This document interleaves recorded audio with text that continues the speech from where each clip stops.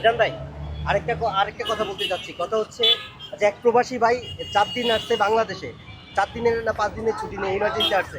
এই প্রবাসী ভাইদেরকে নিয়ে কি বলবেন? আসলে যে আমরা যেটা দেখলাম ইতিমধ্যে যে প্রবাসী ভাইরা আপনার সাথে একটু রাগ আছে, হয়তো আপনি আমি বলেছিলেন। প্রবাসী বায়াকদের মুখ দেখানোর মতো ক্যাপাসিটি নাই। যেই কথা আমি কইছি, আমি আর কি কমু না, আমার আর বেজতি করেন ক্যামেরার সামনে আইনে আপনারা হ্যাঁ করে চেহারা দেখাইয়া। আমি হ্যাঁ করে লগে যে বেদবি করছি, এই বেদবির কোনো ক্ষমা নাই। তারে থাকলে অন্তত ঠ্যাঙ্গ ম্যাঙ্গ ভাই হাজা করে ধরতাম। কারণ আপনারা রয়েছেন দূরে, মালিকা মোবাইলের এই হাজা করে ধরতে হয়েছে আমার। আপনারা আমার মাফ করে দিন ভাইয়া। আপনাদের আর কোনো শুন জ্বালানো না, আপনাদের ব্যাপারে কোনো কথা কমু না, আপনাদের ইয়ে আমি মাথায় আনুম না। আর আপনারা তো মোটামুটি আপনি সব জায়গায় বলেছেন যে আপনারা সর্বোচ্চ সহযোগিতা প্রবাসী করছেন। বেশি করছে প্রবাসী ভাইয়েরা, এই অনকই আমি বেশি করছি। আচ্ছা, মূলত আমি যেটা বলতে চাচ্ছি, আসলে উনি কথাটা বলে ফেলছে হয়তো অন্যভাবে। এটা প্রবাসী ভাইদের দৃষ্টি আকর্ষণ করছি। আসলে উনি একটু অন্যরকম মানুষ। আপনি এক প্রবাসী ভাই আমি আছেন। ভাই এইভাবে বলি না, কথাটা কাটছিট করে ছাড়ছে।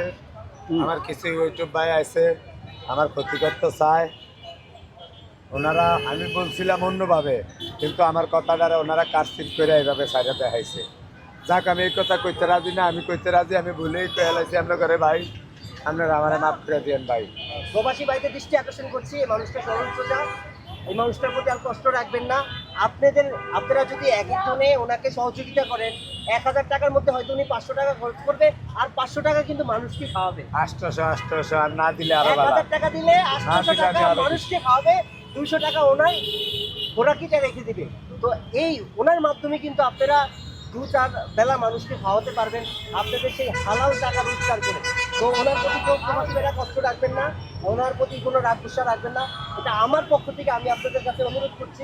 মানুষটা হয়তো ভুল বলে ফেলেছে। ভাই আমার মাফ করে দিয়েন আপনারা। আমার হে মাথা নাই, আমার মাথা যদি কথায় না, মোটামুটি অনেক আমি টু পর্যন্ত ভরছি, টু পর্যন্ত ভরছি, আমি টু পর্যন্ত ভরছি।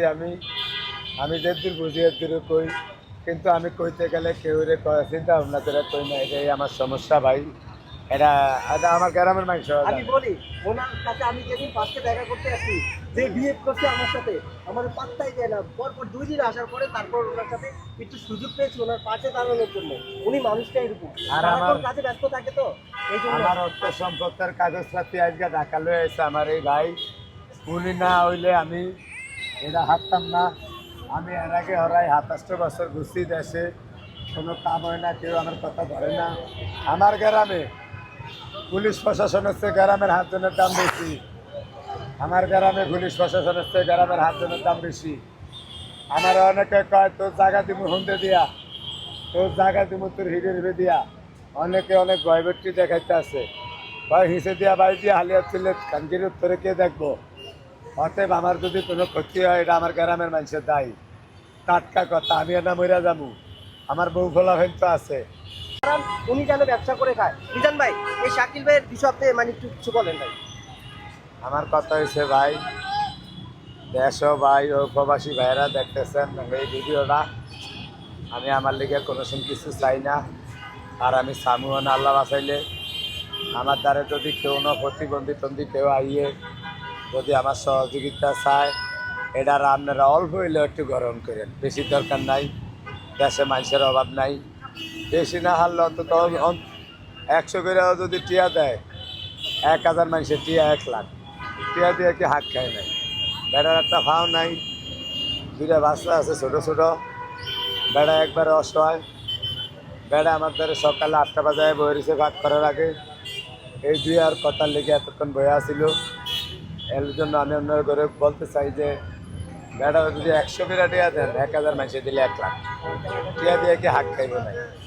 বেড়ারা বলছিলাম যে আমার এখনো থাকতো, উনি আসলে আজকে আসতে পারবেন না।